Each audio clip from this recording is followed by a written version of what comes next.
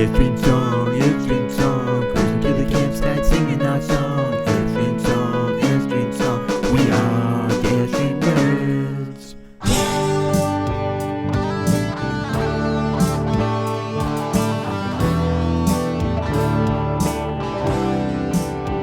This is Jeff from Airstream Nerds. So underneath our Airstream recently, and I noticed that our foot jack pads are in really rough shape. Now, as you all know, anybody been watching all the videos, I've only had this for a little over a year. We're not full-timers. We're not retirees. So we've camped in it, I don't know, 6-7 times last year. But these are after a year. So I decided to pull them all off because I plan to sand them all down. I mean, it's pretty rough. Sand them all down, wire brush them, and hit them with some black Rust-Oleum or something like that. Then I was messing around online, and I found these JT's Elephant foot jack pads. Essentially, they're a big, thick plastic disc that has this rubber foot, which they call the elephant shoe. And the jack pad, the existing ones, are going to get bolted. You have to drill some holes, and they get bolted right to this big rubber thing. It's included these package of hex screws, which I only got one pack. Probably fell out of the box, since the box looks like it went through hell. But once you line up and drill the holes, the hex bolts go right through there, and everything lines up. You put the little rubber pad on there.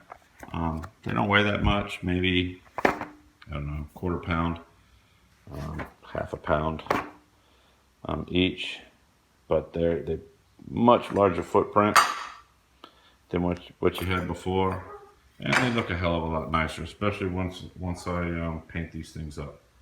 Let me go ahead and get these painted, get them drilled and installed, and I'll be right back. Alright, so I've gone ahead and I've wire brushed them, like they're nice and smooth now. I'm going to go ahead and get the paint, and I'm going to get some of this black Rust-Oleum, and I'm going to paint these things up. Be right back. Alright, I got the coat on the bottoms.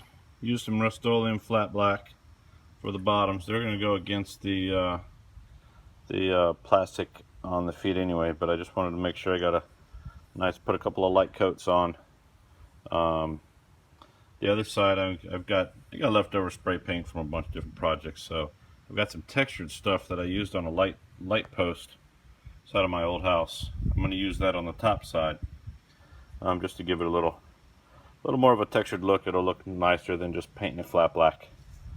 Alright, now here's the top sides with some Rust-Oleum high heat. Had that left over from a girl project a while back. I got a couple of light coats on them with the high heat. I'm just going to dry flat, and then once that's done, I'm going to put the textured finish on it. Alright, all lined up, painted, ready to drill. I'll drill a couple of holes so they line up with the slots in the pads, and bolt them together.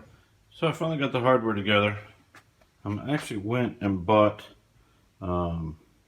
galvanized screws, so I knew they weren't going to rust. So I wasn't quite sure what these were that came from the factory, and I only got one set. I don't think they're stainless. I'm not exactly sure what they are. I guess I could use a magnet and find out, but it's too late now. So I've lined everything up. I've drilled the holes. I'm going to hit it with a little bit of black paint. I've drilled through there, so all that's left is to bolt them together and put them on. Okay, here's one all done. Bolted up with the rubber foot on it. So you can see it's going to bolt right back up underneath the camper. And obviously assembly is easy. You take the piece, you take the old old foot. You have the holes drilled in the new foot. You attach it with, I actually took the other bolts back and I got 1-inch bolts instead of the longer ones. These are much easier. I bought them, I wasn't even thinking about length, but these work out good. As you can see, I don't have to cut them. No cutting, no. They're perfect. Lock washers instead of using the plastic washers or Loctite should hold them. Obviously, you just check them once in a while. Should be tight. Anyway, next step is to get the other 3 here connected and put them on. It is important when you're drilling these things that you make sure you hit the center of the hole, because you want these nuts, or the hex part of the bolts, to go in here because they keep it from spinning. It's time to put them back on. We got first thing you gotta do is check this thing back down.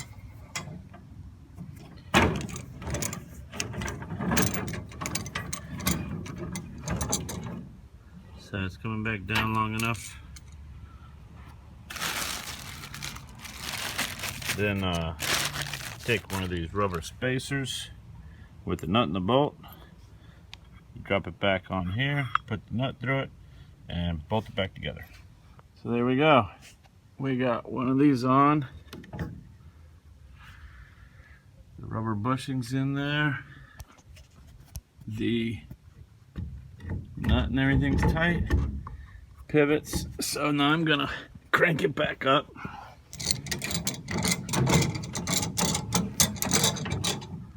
So I'm cranking up in there. And that's that.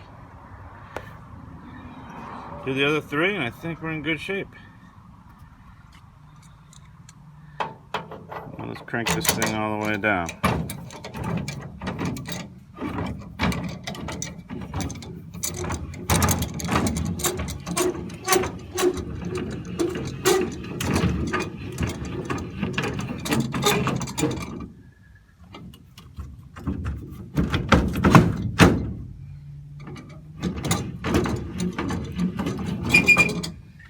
There it is. Nice big footprint on the ground. You're probably looking at not having it sink. I know the metal one is real thin, hits the ground. I don't think we're going to have a problem with this thing sinking or any other issues like that. Nice rubber pad is going to, I don't want to say it'll grip because we're not really using these to keep it from sliding, but it's definitely not going to shift or anything like that with these things stuck down to the ground. Overall, I give these things a good rating. Haven't actually used them at a campground, obviously, because I just put them on, but I think they're heads and tails above what the stock is. Once again, these are JT's Elephant foot jack pads with the elephant shoes. I bought them on Amazon, but you can buy them all over the place online. They're a little pricey, 115 bucks, 17 bucks, something like that. But just finished installing them. I think they look cool. They're definitely more sturdy than the flimsy little galvanized ones that you start with. Again, I painted them up, drilled some holes, mounted them in there, bolted them up.